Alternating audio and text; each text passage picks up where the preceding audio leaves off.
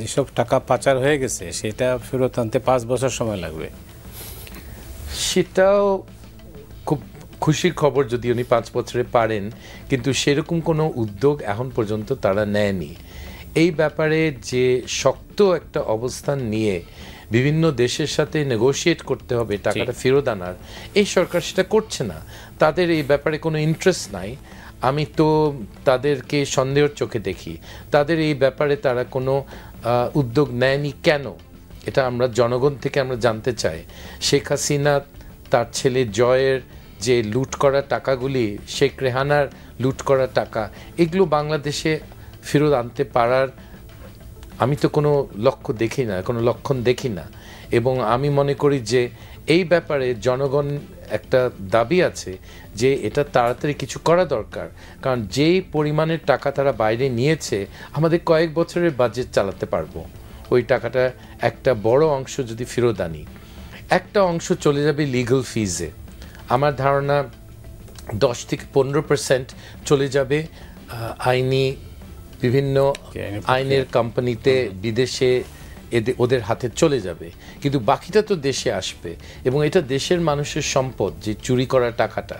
কারণ যেভাবে তারা কাজ করেছে বাংলাদেশে, যে রাস্তার যে খরচ পার কিলোমিটার, এটা জাপানের চেয়ে বেশি, জার্মানির চেয়ে বেশি।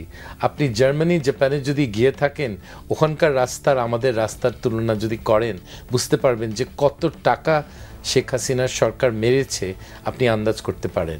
এবং শুধু শেখ হাসিনার সরকার না, এটা বাংলাদেশে এরকম চলে আসছে। আমাদের দেশে কন্ট্রাক্টর এবং ইঞ্জিনিয়ার এবং সরকার, তারা যেভাবে এই খাতে টাকা মেরেছে, এটা জনগণের কাছে এটা টোটালি অবজেকশনেবল এবং আপত্তিকর। এবং আমি মনে করি যে এটা মানুষ সহ্য করতে চায় না। আর মানুষ সহ্য করতে চায়। কথা বলছেন যে 5 বছরের মধ্যে আনবেন, আমি কমপ্লিটলি একমত। এটা মানে এটা একটা অসম্ভব কল্পনা হতে পারে। আমার মনে হয় যে এরশাদের সময় আমরা ফেয়ারফ্যাক্স দিয়ে একটা তদন্ত করেছিলাম, উনার বিরুদ্ধে এরকম অভিযোগ ছিল যে উনারও কিছু টাকা পাচার করেছেন, বাট নেট রেজাল্ট তো আপনি জানেন বিগ জিরো।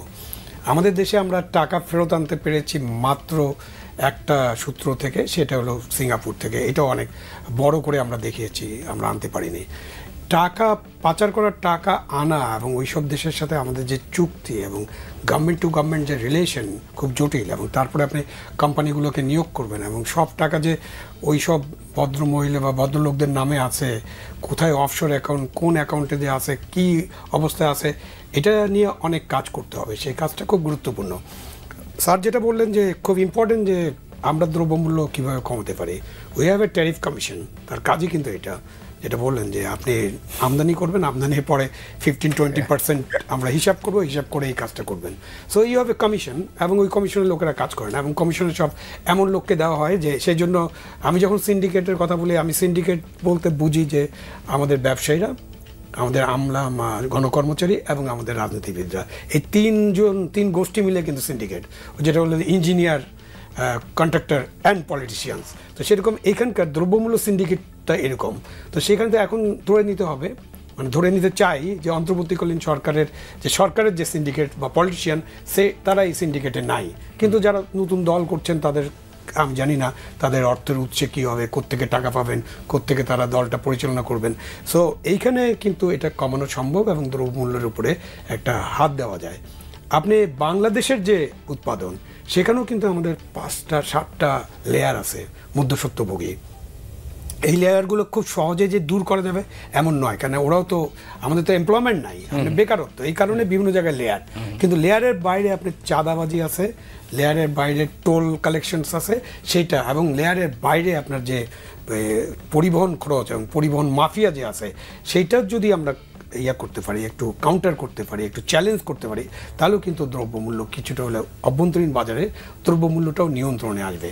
সো এগুলো করার জন্য যে অ্যাভেল মানুষ দরকার, তো ওইখানে তো আমরা ওনার সাথে, ডক্টর ইউনূসের সাথে আশেপাশে যারা আছেন, সেখানে তো আমরা এরকম মানে মানুষ দেখতে পাচ্ছি না এখনো।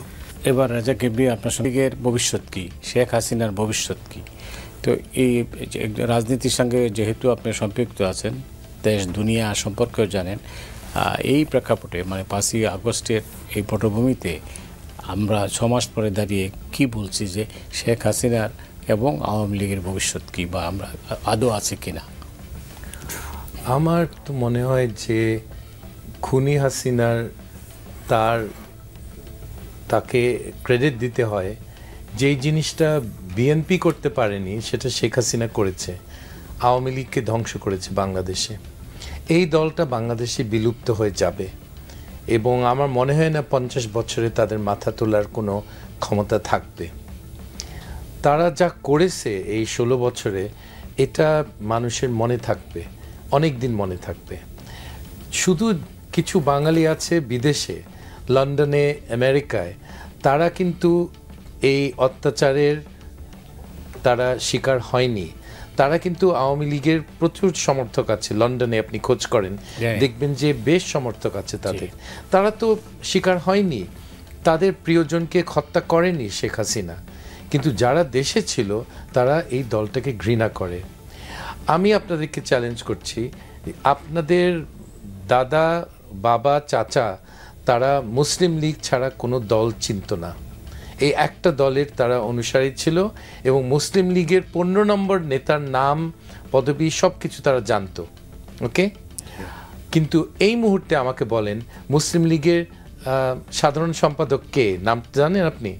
বলতে পারবেন না। মুসলিম লীগের সভাপতি কে, আপনি নামটা বলতে পারবেন না। আওয়ামী লীগের সম্বন্ধে এরকম একই অবস্থা দাঁড়াবে। 20 বছর পরে আমাদেরকে জিজ্ঞেস করতে হবে, আচ্ছা আওয়ামী লীগের সাধারণ সম্পাদক কে জানো? আমরা কেউ জানবো না, কারণ এটা গুরুত্বপূর্ণ না। আমাদের দেশের রাজনীতিতে যেই দলটি আমাদের গণতন্ত্রকে 2 বার ধ্বংস করেছে, তাদের তো গণতান্ত্রিক কোনো অধিকার থাকারই কথা না। তাদেরকে দেওয়া উচিত। আমার মনে হয় যদি কেউ আওয়ামী লীগ করে সাহস করে দাঁড়ায়, দেন, আমার কোনো প্রবলেম নাই। দেখি কতগুলি ভোট পায়, তার মানুষের ধিক্কার পাবে, গালি পাবে, কোনো ভোট পাবে না। কিন্তু এটা নির্ভর করতেছে আপনার সাকসেস স্টোরির উপরে।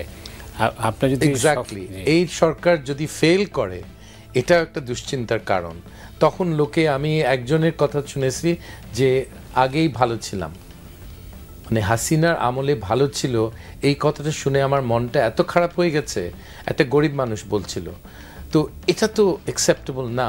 তো এই সরকারের সাথে আমাদের সবার আমাদের অস্তিত্ব জড়িত। এই সরকারের ফেলিয়ার হলো আমাদের ফেলিয়ার। এদের ব্যর্থতা আমি পার্সোনালভাবে নিচ্ছি, কারণ এটা আপনি যেটা বললেন যে এটা তো আগের সরকারের সাথে তুলনামূলকভাবে লোকে অনেক কথা বলবে। সো এই সরকার যে ব্যর্থ, এটাতে খুব দুঃখজনক, এটা একটা জিনিস। এবং আমরা সবাই স্টেক হোল্ডার এটাতে। যারা শেখ হাসিনার বিরোধিতা করেছি, আমরা সবাই এই সরকারের ব্যর্থতায় আমরা স্টেক হোল্ডার একভাবে। সো আমি খুব চিন্তিত যে শেখ হাসিনার দল গণতন্ত্র ধ্বংস করলো, তার বাপ গণতন্ত্র ধ্বংস করলো, দেশকে একটা দুর্ভিক্ষ উপহার দিয়েছিলেন। তো তাদের যে মানুষ কতটুকু ঘৃণা করে শেখ হাসিনার কোনো ধারণা নাই। আমি একটা জিনিস আপনাদেরকে বলি, শেখ হাসিনাকে যদি দেশে এনে বিচার করা হয়, যদি আমেরিকা হতো, তাকে বিচার করাটা, ডেথ সেন্টেন্স দেওয়াটা খুব কঠিন হতো। বলবো কেন? She is mad. তাকে ম্যাডনেসের কারণে তার উপরে আপনি ডেথ সেন্টেন্স, ফাঁসির আদেশ দিতে পারবেন না, কারণ মহিলার সুষ্ঠু মস্তিষ্কের না, তার মাথাটা খারাপ আছে। এই মহিলা এখনো ভাবে দেশের মানুষ তাকে ভালোবাসে। দিল্লিতে তার স্টেটমেন্ট থেকে বোঝা যায় যে কি ঘটেছে বাংলাদেশে ওর কোনো ধারণা নাই। আমি ওনার সাথে কথা বলেছি। আমি আপনাদেরকে বলছি, she doesn't know how much she is a hated person in Bangladesh. She genuinely doesn't understand. সেভাবে তার বাপকে, তাকে অনেক ভালোবাসে। কয়েকজন ষড়যন্ত্র করে এই সরকারের পতন ঘটেছে, সেটা ভাবে। সাধারণ মানুষ যে রাস্তায় নেমে গেছিল, এই জিনিসটা উনি স্বীকার করেন না। জি, অনেক। এখন যেটা হচ্ছে, যেটা আমি যে প্রশ্নটা করেছিলাম, আপনি দেখছেন তো, মানে এটা কি আপনার কোনো ভিন্ন মত আছে? না, ভিন্ন মত না, মাথা তুলে দাঁড়াতে পারবেন না মেবি, এটা তো দেখতে হবে মানে ভবিষ্যতের জন্য। মানে আমি ঠিক জ্যোতিষের মতো বলবো না যে না এটা চলে যাবে। মুসলিম লীগের ব্যাপারটাকে বিবেচনা করতে হবে তৎকালীন জাতীয়তাবাদী আন্দোলনের বিষয়টা নিয়ে, বাঙালি জাতীয়তাবাদী যে মুভমেন্টটা ছিল, আমরা যে শোষণ বঞ্চনার শিকার হয়েছিলাম পাকিস্তানের কাছ থেকে, সেটাকে তাদের নেতৃত্ব বুঝতে পারেনি যে বাঙালি এত দূর চলে যাবে, এবং ফ্রম 48 তাদের পতন শুরু হয়ে যায়।